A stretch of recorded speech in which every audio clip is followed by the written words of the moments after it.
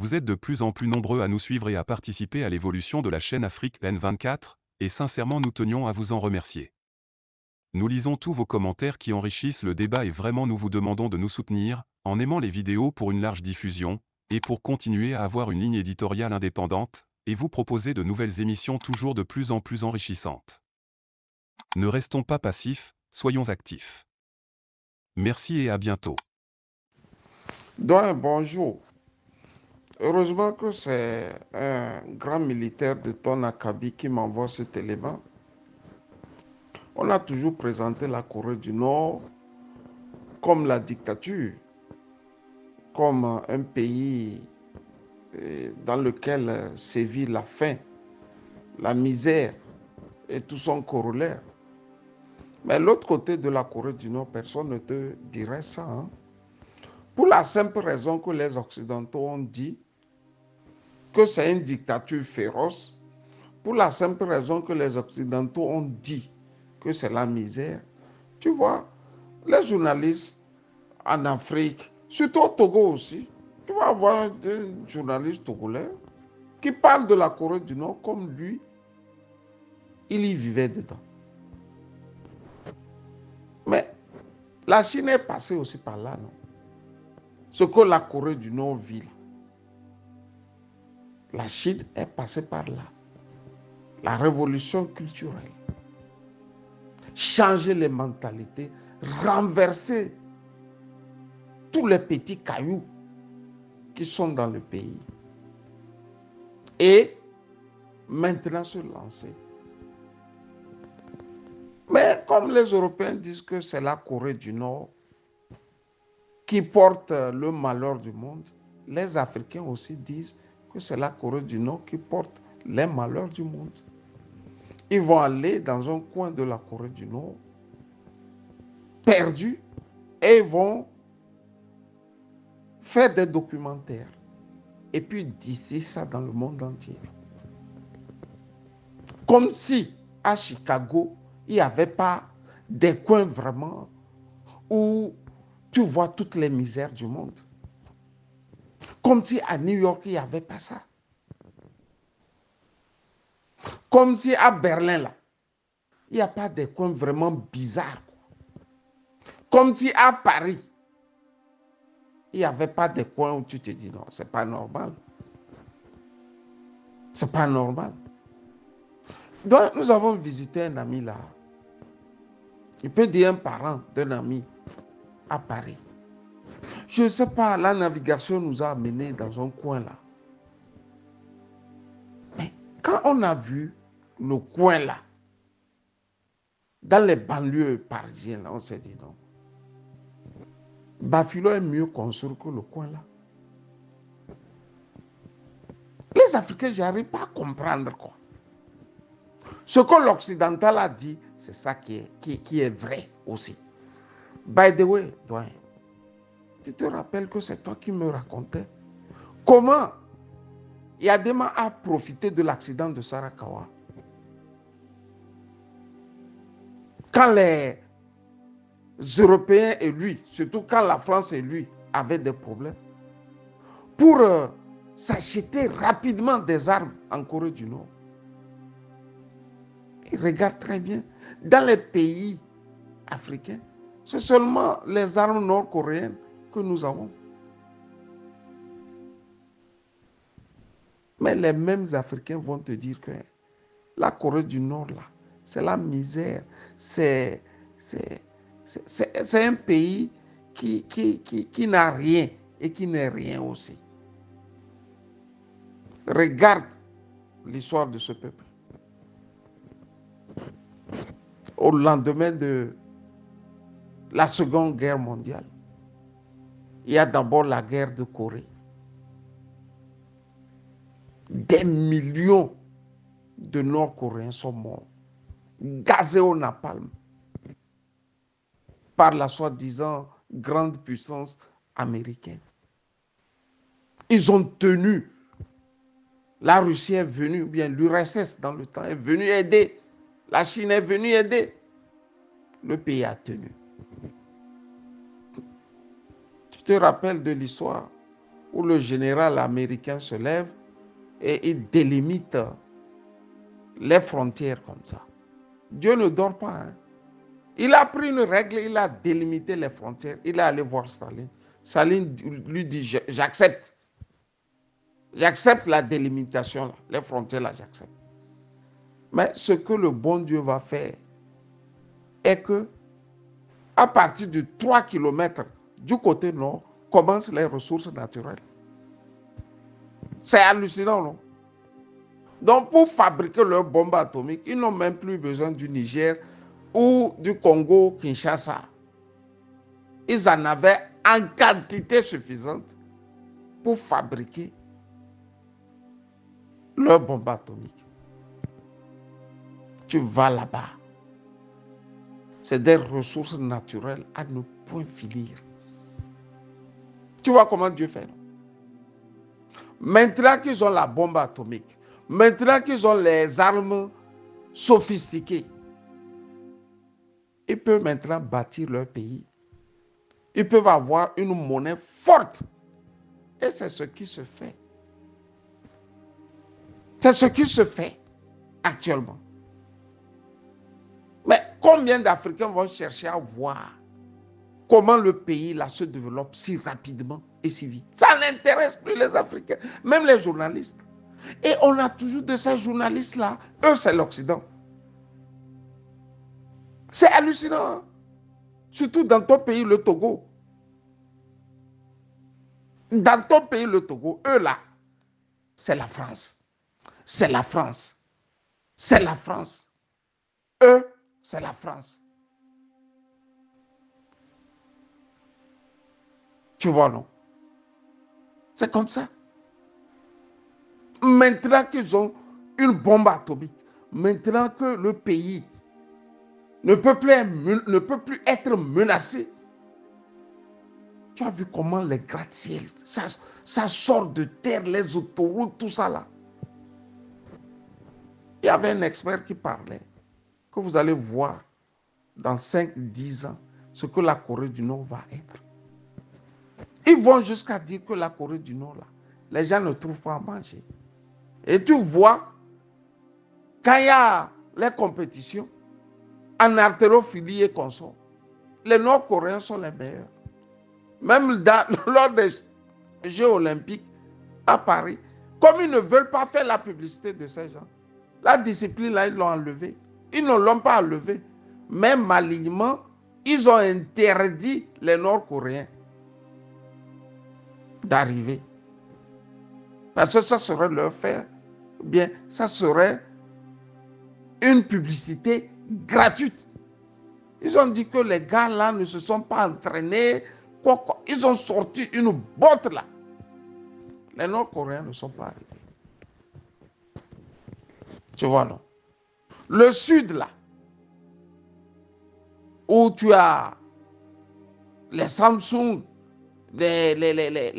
tout ce que tu veux. Mais en ingénierie, ils sont bons. La Corée du Sud. Mais que valez-vous? Quelle est cette richesse que vous pouvez avoir, ce développement que vous pouvez avoir, quand c'est l'autre qui contrôle le militaire? Maintenant, on va parler de l'image. C'est là rentré en Corée du Nord. Celui que le monde entier désigne comme le plus grand dictateur débarque à l'école et surveille même les bancs. Est-ce que c'est compatible? Est-ce qu'on a fait de bons bancs, de bons pupitres à ces sujets? Tu vois, non? Compare maintenant celui nous on a au Togo. C'est dans les cacas, dans les urines, dans les déchets qu'il a débarqué à l'hôpital. Et puis, on a mis le tapis rouge. Je te rappelle en 2017, après la révolution de Tiki Achadam, c'est là qu'il s'est rappelé que non, le Togo est en lambeaux. Et il a débarqué comme ça à l'hôpital. Les Togolais pensaient que comme il est allé, il va maintenant investir dans la santé. Il n'est pas allé. Il n'est pas allé dans ce chemin, sur ce chemin, pardon. Non, ça ne l'intéresse pas. Lui, il est allé faire la publicité. Il veut les clés qui lui permettront de rester au pouvoir à vie. Dans les urines, dans les déchets, dans les caca, il a marché. Et il est allé à l'hôpital, au CHU de Lomé-Tocoin. Non, c'est hallucinant. Ce qui est bizarre, est-ce que développer son pays et voler sont antinomiques? Moi, c'est la question, c'est ce que moi je me pose toujours comme question. Est-ce que développer son pays et voler sont antinomiques? Tu peux voler et développer ton pays aussi. Regardez les princes en Arabie Saoudite, aux Émirats, je ne sais pas, et au Qatar qu'on sort. Ils pillent leur pays. Vous avez jamais vu un prince, les sujets du prince, ou encore la cour royale faire les achats dans les aéroports? Non, c'est-à-dire, doyen, moi j'ai vu ça à l'aéroport de Francfort, où les Arabes là sont arrivés et font les achats. Puisque eux ne font pas dans les boutiques de la ville. Ils font ça dans les boutiques des aéroports où c'est 1000 fois plus cher. Tu vois? Mais ils veulent même acheter toute la boutique, on dirait. Ça tire par là les sacs, ça tire par là, je ne sais pas quoi, ainsi de suite, ainsi de suite. Mais tu vas à Dubaï et tu vois les gratte-ciel. Le pays est pimpant, tout est beau. Tu vas en Arabie Saoudite, c'est la même chose. Le roi Négré est méchant. Hein? Fornia Singbe est méchant. Hein? Il est cynique. Hein? Donc, c'est cynique. Tu peux voler et nous donner à manger. Tu peux voler et construire ton pays. Regarde le dictateur nord-coréen. Où lui va garder son argent? Il va le garder dans son pays. Parce qu'il sait que s'il garde dans un autre pays, les Blancs là vont mettre la main sur ça. Il ne va pas aller construire ailleurs. Et pourtant, Ford a fait Paris-Dauphine. Et celui qu'on nous dit qu'il est dictateur en Corée du Nord, lui, il a étudié aussi en Suisse. Quand tu compares les deux, tu vois que le nègre, lui, là encore, c'est-à-dire, hein, c'est un farfelu, un fainéant. Regarde la Corée du Nord. Il se lève, c'est la dictature. Mais ces dernières années, ces 5 dernières années, sans la Corée du Nord, l'Afrique n'aurait pas disparu. Sans eux là. Parce que c'est eux seuls qui peuvent vous vendre les armes rapidement pour vos défenses. Sans le pays là, est-ce que nous, on devrait encore exister? Non. Non. Même Eyadema avait l'intelligence de virer vers la Corée du Nord. Tu as vu son enfant, non? Tu as vu, lui ses amis, c'est les LGBT comme les Macron. Depuis qu'il est là, Macron ne lui a jamais rien fait de bon, à part le garder au pouvoir, à part l'aider qu'il soit au pouvoir. Le reste là, le peuple, ça ne lui dit rien. Ils ont même amené le peuple togolais à penser que c'est une fatalité. Le fait même de souffrir là, le fait de mourir de faim, le fait que l'élève à l'école soit encore un élève qui s'identifie à quelqu'un du néolithique, c'est normal, c'est une fatalité. Vous êtes né pour être pauvre. Vous êtes né pour rester dans des écoles où il n'y a pas de toit. Vous êtes né pour vivre dans les huttes. Vous êtes né pour que la petite fille là se prostitue déjà à 12 ans, à 13 ans. Faure Gnassingbé a pu réaliser ce qu'aucun homme politique de ce monde n'a pas encore réalisé. Et pourtant, le peuple est là. Il regarde. Développement, rien. Construction, rien. C'est ça qui fait la différence entre les grands peuples et nos peuplades. Je n'insulte pas mon peuple. Hein. Nous ne sommes pas un peuple, nous sommes une peuplade. C'est hallucinant. Faure a étudié en France.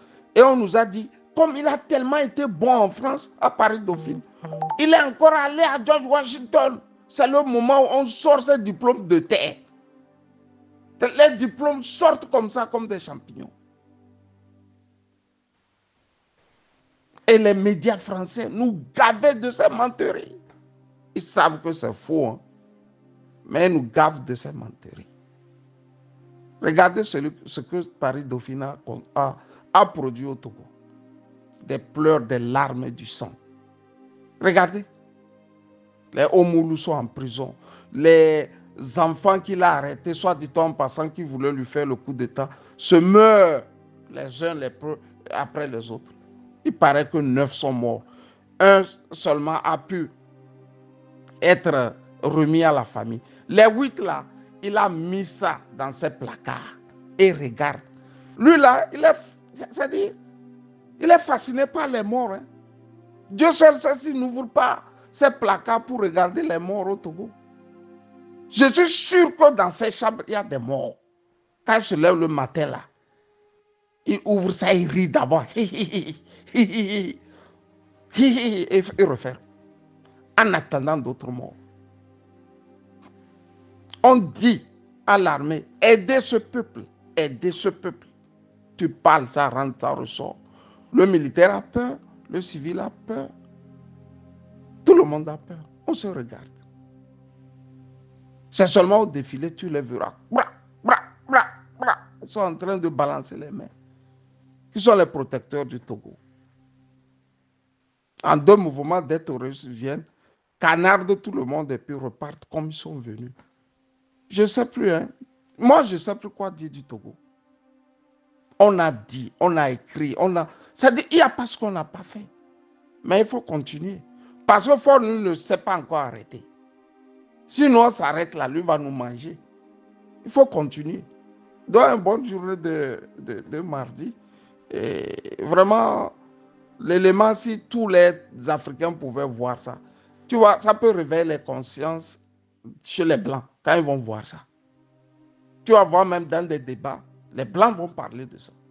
Chez nous, ça ne va pas réveiller les consciences. Je ne comprends pas. Moi, je ne comprends pas. Je ne comprends pas. Le gars n'est pas bête. Kim Il-jung, ou bien comment vous l'appelez, n'est pas bête. C'est nos présidents qui sont bêtes. Tu vois, comme ils ont peur, ils ne vont même pas là-bas en visite officielle. Mais ils sont les premiers à aller acheter les armes à nos points finis là-bas. Parce qu'ils ne veulent pas que la France les voit. Tu vois, ça la Corée du Nord, qu'est-ce que nous aurions été? C'est pour ça Ibrahima Traoré a dit, on vous ment, ce pays-là est plus solide, plus développé que beaucoup de pays en Europe. Et les Africains, tu les connais. La France a parlé haut. Ce que la France dit là, c'est ça qui est vrai. Tu es militaire, doyen. Fais quelque chose, s'il te plaît. Ne laissez pas ce pays-là comme ça. Tu es rentré dans l'armée pour mourir. S'il le faut, au nom de la patrie. Il ne faut pas dormir. Un bon militaire a l'instinct de survie. Et c'est cet instinct de survie qui vous permet de sauver les âmes. Sinon, Faure va nous tuer, nous tous. Ça, je te dis. Bonne journée. Tu vois, j'ai fait ce que les peuples font. Ils ne cessent jamais de se dire au revoir, quoi. Bye bye. Likez la vidéo si ce n'est pas déjà fait. Laissez aussi votre point de vue en commentaire. Abonnez-vous et cliquez aussi sur la petite cloche de notification pour ne rien rater de nos prochaines vidéos. N'oubliez pas de partager aussi la vidéo et de la liker.